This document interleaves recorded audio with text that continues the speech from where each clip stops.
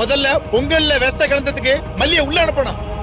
அப்புறம் தான் மாப்பிள உங்களுக்கு மொத பொண்டாட்டி இருக்கிறதே தெரியும். இன்னும் 15 நிமிஷத்துல போலீஸ் இங்க இருப்பாங்க. போலீஸ் வந்ததும் எல்லா உண்மையும் தெரியும்.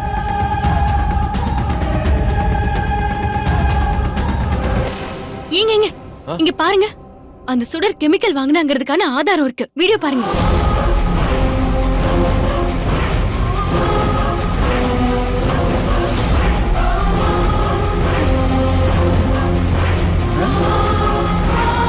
ஏதோ சொன்னீங்க, பொங்கல்ல விஷத்தை கலந்தது மல்லின்னு சொன்னீங்கல்ல, பாருங்க இந்த கெமிக்கலை யார் வாங்கியிருக்கான்னு பாருங்க.